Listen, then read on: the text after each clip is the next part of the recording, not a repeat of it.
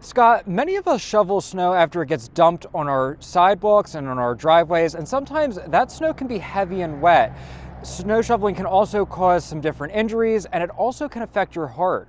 I spoke with a Geisinger cardiologist today about different risks and also how you can also shovel snow in a safe way.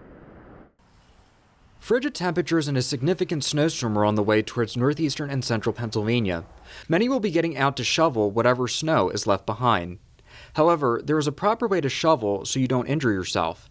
Dr. Brendan Carey, a cardiologist at Geisinger Medical Center near Danville, says shoveling can affect your heart if you're not careful. When you go outside into the cold, your body, your arteries actually will constrict, and so that increases your blood pressure. So if the blood pressure increases, it makes it more difficult for the heart to pump blood against that, and so that increases the workload naturally to your heart. Dr. Carey says if you're not used to working out or exerting yourself, there can be an increased risk associated with that.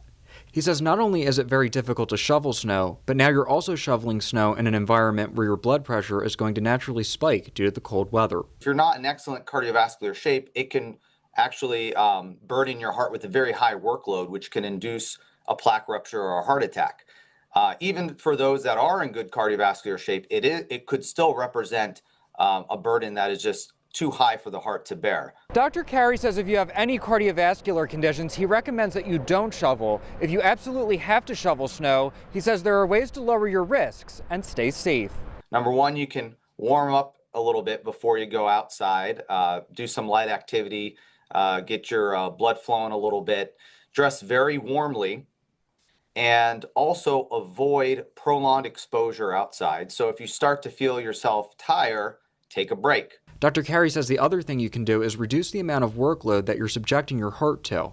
He says instead of shoveling the snow, you can try pushing the snow, which can be done with a snowblower and a snowplow. I think it's very important to be prepared for the snow. So rather than on the back end trying to clear the driveway or the walkway, think about proactively salting, before the storm arrives, so that at least you won't have as much snow build up if you do have to go out there and use a snowblower or a snowplow.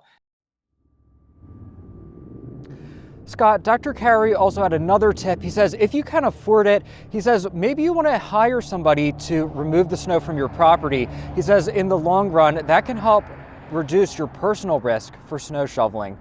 Live tonight in Danville, Montour County, I'm Justin Geck, Newswatch 16.